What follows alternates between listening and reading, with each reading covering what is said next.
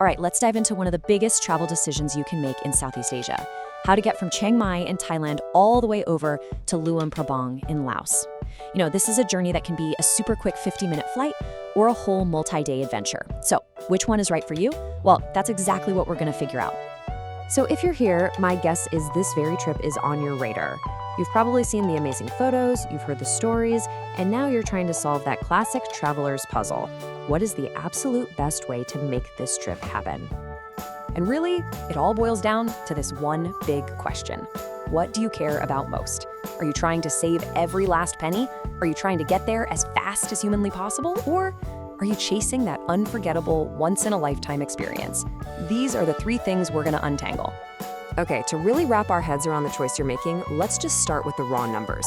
We're going to look at the absolute cheapest way to do it, and then the absolute fastest. And trust me, the difference is pretty wild. First up, let's talk about your wallet. The rock bottom, cheapest price you can find for this journey is just $57 US. Yeah, for anyone traveling on a tight budget, that number, it's kind of hard to ignore, right? But then you look at the other end of the scale and you see this: speed. The fastest you can possibly make this trip is a mere 50 minutes. I mean, that's less time than it takes to watch an episode of your favorite show. The difference between this and a multi-day trip is just massive.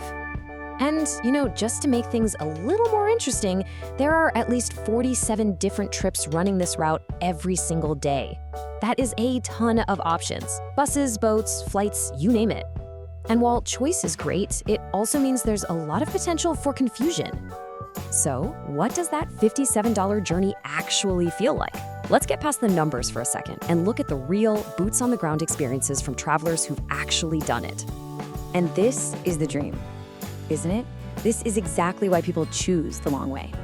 Melina's review just perfectly captures that vision of gliding down the Mekong River to soaking in these unbelievable landscapes. It's the kind of adventure, the experience you just can't get from 30,000 feet. But, that's the postcard version. And for every perfect story like Melina's, there's another one that shows the kind of gamble you're taking. So what does happen when that beautiful, scenic journey goes a little sideways?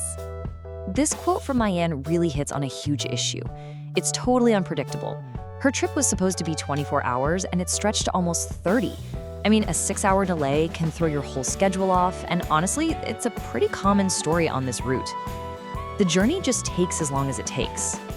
And then there's the whole question of physical comfort. Mathies here points out something super specific. If you're taller than 5'5", the sleeper bus is, as he puts it, more than uncomfortable.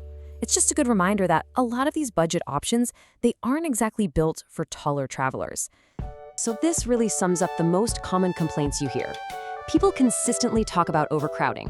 We're talking very cramped, sometimes even with people sitting right on the floor.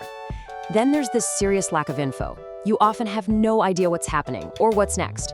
Throw in the sheer discomfort from shaking around on rough roads and the potential for language barriers, and you've got a trip that can be really, really draining. Okay, so if all of that sounds like a bit too much of a gamble for your precious vacation time, don't worry. There is a much faster, much more straightforward option. And that, of course, is flying. Air travel on this route really comes down to two simple things: speed and predictability. You book a ticket, you show up at the airport, and bam, a few hours later, you've arrived. It takes pretty much all of that uncertainty we were just talking about right out of the equation. But here's the trade-off, and it is a big one: the price. Where that cheap ground option is sitting around $57, the average flight is closer to $194. This chart just makes it crystal clear. You are paying a pretty big premium for all that speed and comfort. Okay, so let's put everything we've talked about side by side. This is where you can really see how time, price, and comfort all stack up against each other. And here it is, all in one spot. Your ground option is going to take a full day, maybe even more, for about $57.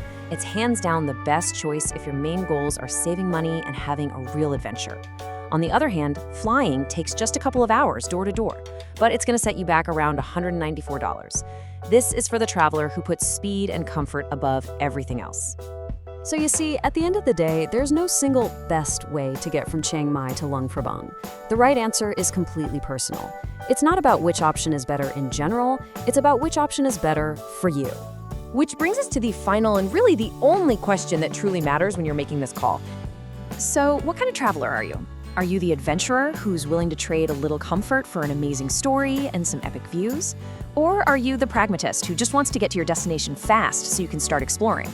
Your answer to that one question, well, it's going to tell you everything you need to know.